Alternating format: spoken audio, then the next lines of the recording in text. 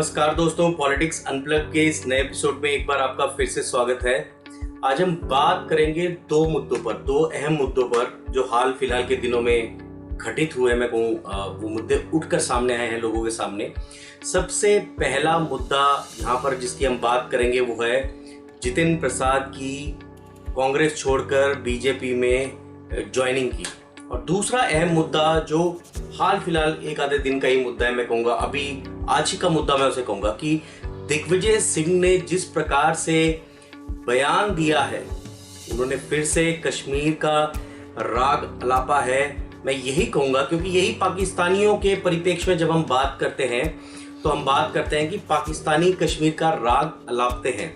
तो उसी प्रकार से दिग्विजय सिंह ने फिर से कश्मीर की बात की है, फिर से कश्मीर की बात की है पाकिस्तान के पत्रकारों के साथ। और उस बात में उन्होंने क्लब हाउस चैट में जो बात कर रहे थे पाकिस्तान के पत्रकारों के साथ, उन्होंने कहा कि जो हुआ कश्मीर में वो कश्मीर के लोगों के सेंटिमेंट्स के अगेंस्ट हुआ जो कश्मीर में हुआ, और जब कांग्रेस की सरकार वापस आएगी तो हम इसको बदलेंगे। इस मुद्दे पर भी बात करेंगे कि इस बयान के क्या मायने हैं कांग्रेस के लिए और कितना नुकसान या फायदा पहुंचता है कांग्रेस को इन बयानों का। सबसे पहले हम बात करेंगे, जैसे कि मैंने कहा, जितिन प्रसाद के कांग्रेस छोड़कर बीजेपी में ज्वाइन होने की। तो काफी कुछ हलचल है, काफी कुछ कहा जा रहा है। ये कहा जा रहा है कि जितिन प्रसाद जो है जब तक कांग्रेस के साथ रहे तो कांग्रेस में मंत्री रहे, राज्य मंत्री रहे, उनको दोनों सरकारों में, मनमोहन सिंह के दोनों सरकारों में, मेरे हिसाब से जितना मुझे याद है कि दोनों सरकारों में उनको राज्य मंत्री बनाया गया। तो काफी यंग थे, उसके बावजूद भी उन्हें चांस दिया कांग्रेस ने उस वक्त में। ये बात बिल्कुल सही है, किंतु अब इसको दूसरे परिप्रेक्ष्य में इसका दूसरा पहलू भी हम समझते हैं। उनको बनाया क्योंकि उसके पीछे, कांग्रेस ने जब उनको बनाया तो उसके पीछे भी कांग्रेस का कुछ ना कुछ, मैं कहूँगा, एक प्लान होगा, एक सोच होगी कि यूपी से आते हैं वो उत्तर प्रदेश, जिसमें 83 के करीब सीटें हैं जो बहुत मायने रखती हैं लोकसभा के चुनावों में किसी भी दल के लिए, मैं ये कहूँ। तो उस जगह पर अगर जितिन प्रसाद को इन सब कारणों के बाद यदि राज्य मंत्री बनाया भी गया तो इसमें कोई बहुत बड़ी बात नहीं। और मैं कहूँगा अगर बनाया गया तो ये राहुल की कोर टीम के सदस्य थे, तो राहुल अपनी टीम के सदस्यों को ऊपर ला रहे थे, हाथ पकड़कर चल रहे थे सब। किंतु आप हाल फिलहाल के दिनों में ये देखें कि किस प्रकार के घटनाक्रम घटे हैं। ज्योतिरादित्य सिंधिया का जाना, सबसे पहले जो एक पंक्ति थी, मैं उनका नाम गिनाता हूँ। ज्योतिरादित्य सिंधिया जो जनाधार वाले नेता है मध्य प्रदेश में, मिलिंद देवरा जो एक यंग टीम के सदस्य माने जाते थे, जितिन प्रसाद, सचिन पायलट। तो ये जो सभी लोग हैं, इनके मन में एक तरह से ये भाव आया है कि उनकी अनदेखी की जा रही है।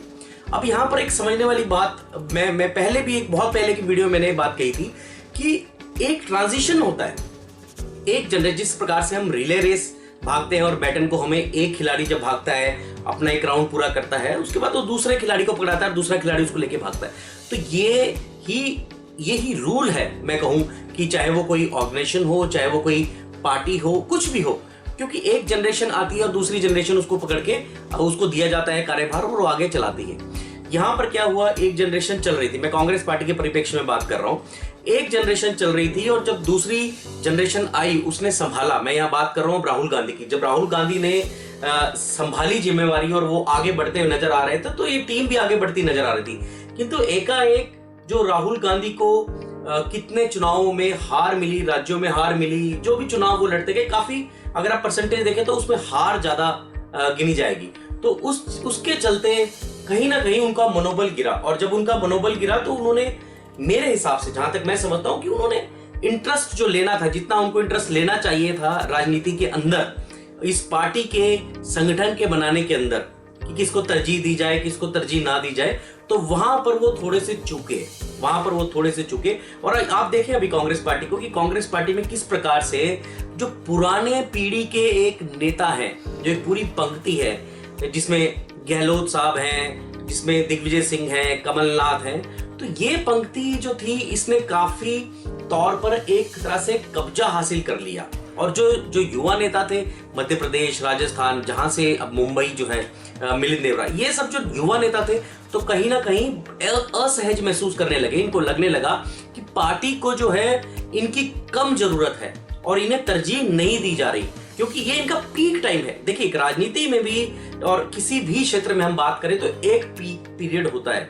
उस पीक पीरियड में जो होता है आपकी परफॉर्मेंस सबसे बेस्ट रहती है, मैं कहूंगा, जो आपका करियर का परफॉर्मेंस होता है। तो उस पीक पीरियड में यदि अगर ये लोग जो है इनको तरजीह नहीं दी जाएगी और इनको साइडलाइन किया जाएगा, तो निश्चित तौर पर ये और रास्ते और राहें तलाशेंगे। तो यही बात हुई ज्योतिरादित्य सिंधिया के साथ, यही बात हुई जितिन प्रसाद के साथ, और सचिन पायलट भी इसी राह की ओर बढ़ रहे हैं। हो सकता है, जहां तक मेरी समझ है, वो भारतीय जनता पार्टी को ज्वाइन ना करे, किंतु वो एक तीसरी पार्टी राजस्थान में बना सकते हैं, ये भी बिल्कुल स्पष्ट है, क्योंकि वहां पर भी तलवारें खिंची हुई हैं गहलोत साहब के भी। गहलोत साहब जो है वो अपने पुत्र को, वैभव गहलोत को स्थापित करना चाहते हैं, किंतु Sachin Pilot already establish leader है राजस्थान के अंदर।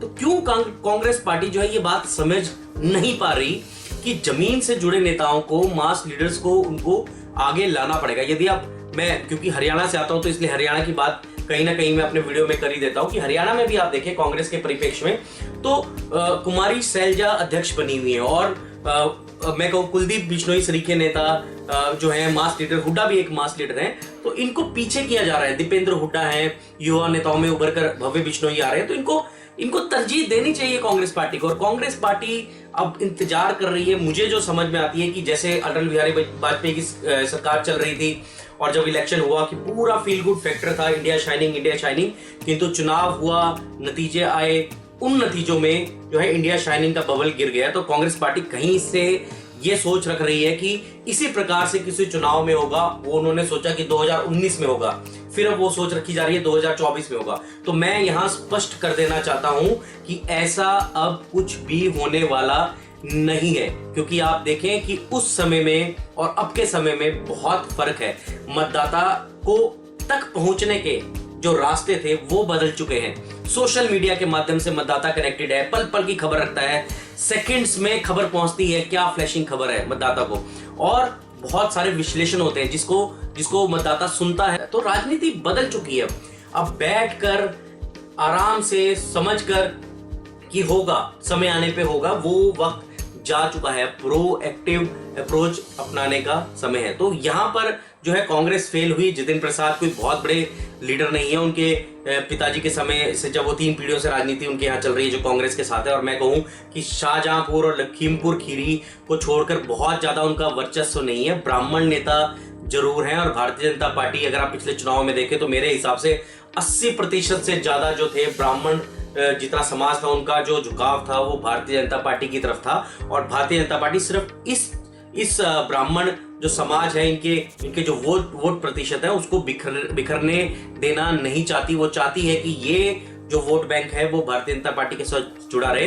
तो कहीं ना कहीं अगर जतिन प्रसाद को अगर एक ब्राह्मण नेता के तौर पर बीजेपी प्रोजेक्ट करे, क्योंकि जतिन प्रसाद अभी तक ब्राह्मण मुस्लिम गठजोड़ के ऊपर कांग्रेस में प्रियंका गांधी के साथ काम कर रहे थे, तो कहीं ना कहीं जमीन पर जाकर उन्होंने काम किया है। तो अब उनको सिर्फ उस रुख को भारतीय जनता पार्टी की तरफ मोड़ना है, और कितना मोड़ पाते हैं ये तो आने वाले चुनाव में पता चलेगा 2022 के। किंतु बीजेपी ने यहाँ पर एक सांकेतिक जीत हासिल की है, मैं ये स्पष्ट कह दूं, क्योंकि अभी इलेक्शन नहीं है, किंतु एक सांकेतिक जीत, मैं इसलिए ये शब्द का इस्तेमाल कर रहा हूं क्योंकि इससे भी विरोधियों के जो हौसले हैं वो पस्त किए जा सकते हैं, और यही बीजेपी समझती है। तो ये है जतिन प्रसाद वाली बात। और अब फिर से मैं दिग्विजय सिंह की बात पर आता हूं। तो जब मैंने बात करी कि पुराने नेता, जहां पर गहलोत साहब, दिग्विजय सिंह, हो सकता है कि मैं उनका नाम पहले लेना भूल गया हूं, किंतु दिग्विजय सिंह भी उसमें महत्वपूर्ण भूमिका अदा करते हैं, और हर बार अपने बयानों से ये जो है कांग्रेस के लिए मुश्किल ही पैदा करते हैं। आप देखिए कि कांग्रेस ने पहले हिंदू वोट को ज्यादा तरजीह नहीं दी। उन्हें लगा कि कहीं ना कहीं जो ये वोट है ये बाय डिफॉल्ट हमारे पास आएगी, और मुस्लिम वोट जो है हम उसको बंटने देना नहीं चाहते, इसलिए मुस्लिम वोट बैंक की तरफ ज्यादा ध्यान केंद्रित किया गया। और यहीं पर कांग्रेस ने मार खाई, क्योंकि बीजेपी ने जो गैप था उसको फिल किया। उसने समझा कि हिंदू वोट को कहीं ना कहीं उस पर फोकस नहीं किया जा रहा है और उनको तरजीह नहीं दी जा रही है, तो उन्होंने उसके ऊपर फोकस करके उसको पूरे तरीके से हिंदुत्व के एजेंडे के साथ, जिसके साथ वो आइडियोलॉजी के साथ चलते थे, उन्होंने उसको अपनी तरफ ले लिया। किंतु मैं आपको यह भी स्पष्ट कह दूं, क्योंकि आप हिंदुस्तान में हैं, नो डाउट कि एक मुस्लिम, इसमें कोई शक शुबा नहीं कि मुस्लिम भी अपनी एक परसेंटेज है, 20 है, 21 है, 23 है, किंतु मेजॉरिटी ये हिंदू राष्ट्र है और मेजॉरिटी हिंदू की वोट है। यदि आप हिंदुओं की तरफ फोकस नहीं करेंगे, तो अगर हिंदू आपसे नाराज होंगे और उनको लगेगा कि हमारा फ्यूचर जो है वो कांग्रेस सिक्योर नहीं कर सकती, और क्यों सिक्योर नहीं कर सकती, जब दिग्विजय सिंह ऐसे बयान देंगे लोगों के सामने, जब ऐसे बयान आएंगे जहां पर बोला जाएगा कि जो हुआ 370 कश्मीर में वो इंसानियत के खिलाफ था, वहां के लोगों की राय नहीं पूछी गई और 370 हटा दी गई और कांग्रेस फिर से आएगी तो इस पर विचार करेगी, तो कहीं ना कहीं इन्हीं बयानों की वजह से जो हिंदू वर्ग है, जो हिंदू वोट बैंक है, वो अपने आप को ये अपने से महसूस करता है कि वो कांग्रेस के साथ जाकर सेफ नहीं है। आप ऐसे बयान देकर केवल पार्टी का नुकसान करते हैं, और मुझे ये समझ में नहीं आता, यदि कांग्रेस सही मायने में मोदी सरकार के साथ टक्कर लेना चाहती है, उसको हटाना चाहती है, तो ऐसे लोगों से कांग्रेस को छुटकारा पाना पड़ेगा। उन्हें बोलना पड़ेगा कि भाई साहब, जो भी आप जितने भी नेता रहे, आपने जितनी भी पार्टी की सेवा करी, अब आपको संन्यास की ओर चले जाना चाहिए, क्योंकि इन बयानों की किसी भी प्रकार से जगह नहीं होनी चाहिए कांग्रेस के अंदर।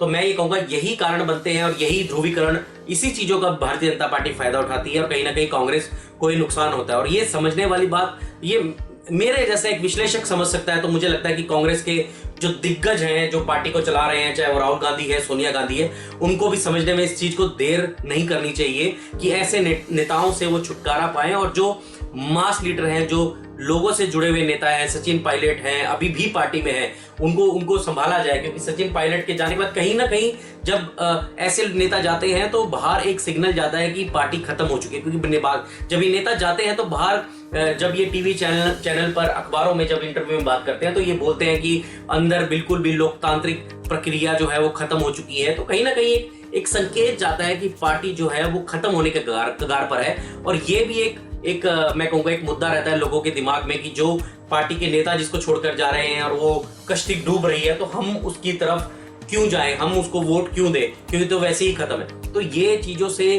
बचने की जरूरत है। जो ग्राउंड लीडर है, मास लीडर है, सचिन पायलट हुए, मिलिंद देवरा हुए, जो साइडलाइन किए जा रहे हैं मुंबई में, हरियाणा के परिप्रेक्ष्य में कुलदीप बिश्नोई, इनको आगे लेके पार्टी आगे लेकर आए और इन्हें जिम्मेवारी दे, इन्हें महत्वपूर्ण जिम्मेवारियां दे, ताकि ये पार्टी के लिए काम कर सके और पार्टी को ऊपर उठाए। मैं ये नहीं कह सकता कि अगले 10 दिन, 20 दिन, महीने या 1 साल में पार्टी के अंदर बदलाव देखने को मिलेगा, किंतु ये बदलाव कांग्रेस को लाना पड़ेगा अगर उन्हें भारतीय जनता पार्टी के साथ टक्कर करनी है। और आने वाले समय में देखिए, भारतीय जनता पार्टी अपनी पंक्ति तैयार कर रही है।